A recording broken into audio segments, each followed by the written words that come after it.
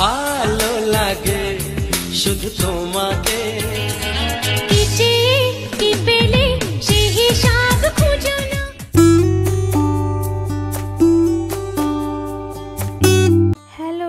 Good morning, welcome back to my channel বাপন.মৌমিতা। বাপন.মৌমিতা চ্যানেলের সঙ্গে জানাই আরও একটি নতুন ভিডিওর অনেক অনেক ওয়েলকাম।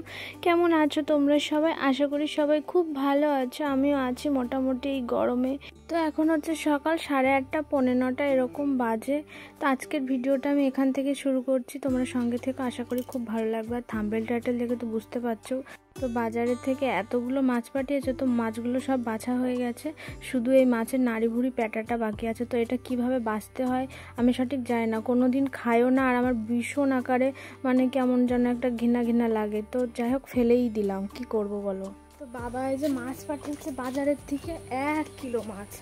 তো সকাল থেকে ঘুম থেকে উঠে যে আমার কাজ রোজ নিজেদের বিছানাটা গোছানো আর ঘরটা ঝাড় দিয়েছি। আর মাসি ভোর 5টার সময় উঠে হচ্ছে ঘর উঠোন সব লেপা হয়ে গেছে।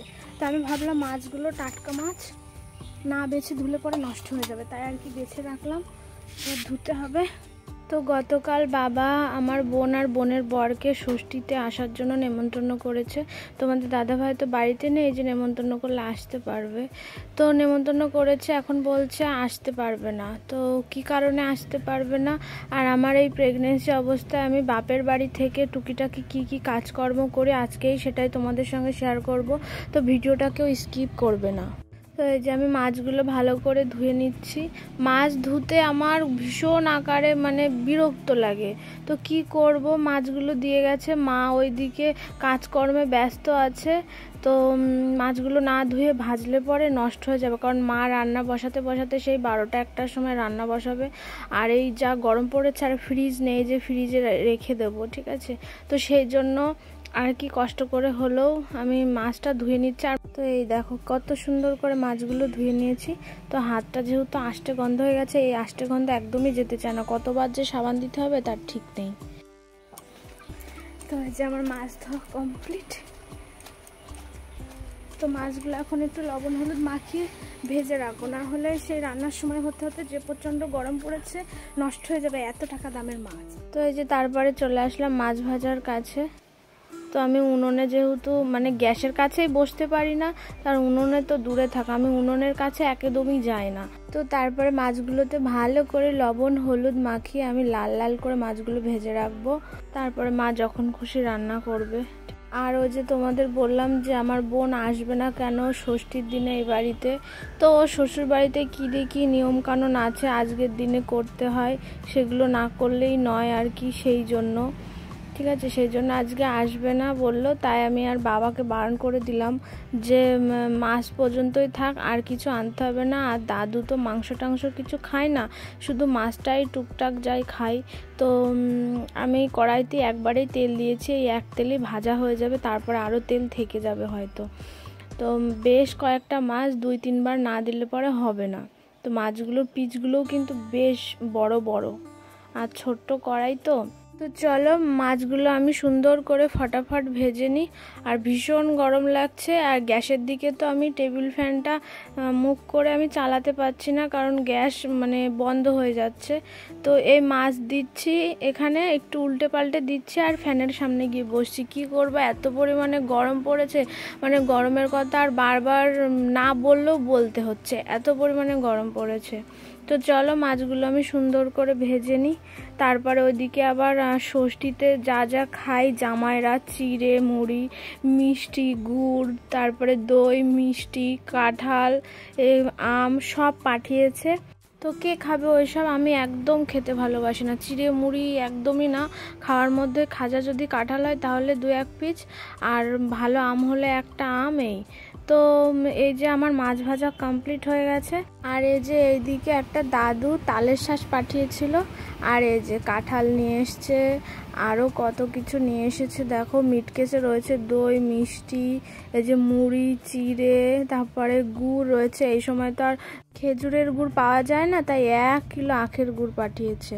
আর ওইদিকে মা সে ভোর 5টার সময় উঠেছে, উঠে ঘর উঠোন সব লেপে পুছে চকাচক করছে। মাকে বলছে এত লেপা পোছা করতে হবে না। মা বলছে যে আজকে ষষ্ঠীর দিন বলে কথা, না লেপা পোছা করলে হয়, আমি ভালো থাকলে না আমি একটু হেল্প করতাম। তো মায়ের ওইদিকে সব কাজকর্ম সেরে স্নান করে রান্নাও করা হয়ে গেছে। তো তার মাঝখানে আমি একটু রেস্ট নিচ্ছিলাম, একটু শুয়েছিলাম। তো এখন হচ্ছে বেলা 2টো বাজে। তো দাদু খাবার খাবে, তাই জন্য দাদুর ভাত বাড়ছে। তা দাদু কীরকম কী খাবে বুঝতে পারি না। তো ভাত তো দিয়েছে অনেক কটা, এতগুলো ভাত খাবে কিনা জানি না। তো দিয়ে আসি, ভালো লাগলে খাবে, না লাগলে না খাবে। তো মা আজকে কী দেখি রান্না করেছে, বেশি কিছু করেনি, কারণ আমার দাদু মাংস খায় না, খাওয়ার মধ্যে একটু মাছটাই খায়, ডিমও খায় না, পেঁয়াজ রসুনও খায় না। তো এই যে শাকের ডাঁটা সর্ষে বাটা করেছে, বেশ মোটা মোটা ডাঁটা, আমার কিন্তু ভীষণ ভালো লাগে। আর এই যে সেই দেশি রুই মাছ দিয়ে ঝিঙের ঝোল করেছে। তো আমার এই কোনো মশলাপাতি ছাড়া এরকম পাতলা ঝোলের তরকারি ভাত দিয়ে খেতে বেশি ভালো লাগে, ঠিক আছে। তো এই যে দাদুর ভাত তরকারি সাজানো হয়ে গেছে, এখন ওই ঘরে দিতে যাচ্ছি, দাদু যে ঘরে থাকে আর কি। তো দাদুকে খাবার দেওয়ার পরে আমি স্নান করে, আমারও খিদে পেয়েছিল, আমিও খেয়ে নিয়েছি। তো আজকে ষষ্ঠীর দিন, আমাদের বাড়িতে মেয়ে জামাই আসেনি, কারণ আমার বোনের বাড়িতে ওদের কী সব নিয়মকানুন আছে সেগুলো করার জন্য আর কি আসতে পারেনি, পরে আসবে। তো ওরা আসবে না, আর আমিও তো সেরকম মাছ মাংস খুব একটা ভালো বাসছি না বর্তমানে, সেই জন্য আর কি বাবা মাংস টাংস কিছু আনেনি, বাজারঘাট করে এনেছে টুকটাক, আর মাছ নিয়ে এসেছিলো। তো সেই দেশি রুই মাছ নিয়ে এসেছিলো, ঠিক আছে। তো সেই মাছ দিয়ে মা ঝিঙে রান্না করেছে, এত টেস্টি হয়েছে তরকারিটা, মানে কি বলবো, কোনো মশলা টশলা কিচ্ছু না, শুধু মানে ঝাল বেটে দিয়ে রান্না করেছে, এত টেস্টি হয়েছে মানে ধারণার বাইরে। তো খুব ভালো লেগেছে তরকারিটা। তো মা খেয়ে বলছে তাই তো, সত্যিই তো তরকারিটা তো খুব ভালো হয়েছে। তো এখন হচ্ছে বিকাল 5টা বাজে। তো আমি একটু খাওয়া দাওয়ার পরে একটু শুয়েছিলাম ফ্যানটা চালিয়ে। তো এই যে একটু উঠোন দিয়ে হেঁটে বেড়াচ্ছি, ঠিক আছে। বিট্টুকেও স্নান করিয়ে দিয়েছি, ওর ফ্যান চালিয়ে দিয়েছি, ও ঘুমোচ্ছে, আমি ওই যে একটু হেঁটে বেড়াচ্ছি, ভীষণ গরম পড়ছে। তো এখন বিকাল 5:30 বাজে। তো আমি উঠোন দিয়ে একটু হেঁটে বেড়াচ্ছিলাম। তো হাঁটতে হাঁটতে দেখি ফুচকা দোকান আসছে, গান হচ্ছে। তো রাস্তায় উঠে দেখি যে ফুচকার দোকান আসছে। তো ভাবছি যে অনেক দিন ফুচকা খাওয়া হয় না, তো মার কাছ থেকে 20 টাকা নিয়েছি, নিয়ে হচ্ছে ভাবছি যে ফুচকা খাবো। তো প্রথম ভাবলাম যে 20 টাকারই জল ফুচকা খাবো, তা আবার ভাবলাম যে না, আমি একাই 20 টাকার ফুচকা খেয়ে নেবো। তো ওই কাকুকে বলছি যে কাকু আমার 10 টাকার জল ফুচকা দাও, মানে টক ফুচকা, আর 10 টাকার চুরমুর দাও, আমার মা চুরমুর খেতে খুব ভালোবাসে। তো সেই জন্য আর কি যে 10 টাকার মতন আমি জল ফুচকা খাচ্ছি, কারণ তোমাদের দাদা ভাই দেখলে আবার ভীষণ রাগারাগি করবে, কারণ ও তো একদম আমাকে ফুচকা খেতে দেয় না, আর বিশেষ করে টক জিনিসটা খেতেই দেয় না।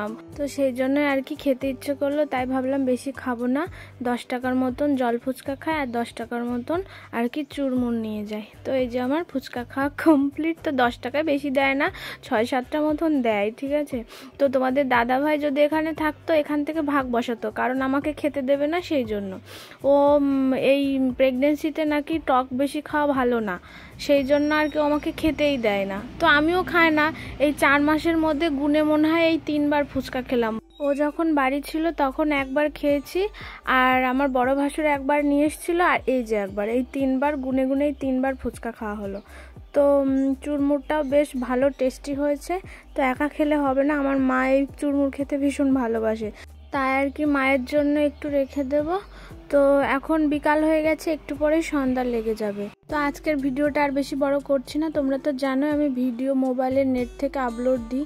তো আজকের ভিডিওটা এই পর্যন্তই রাখলাম।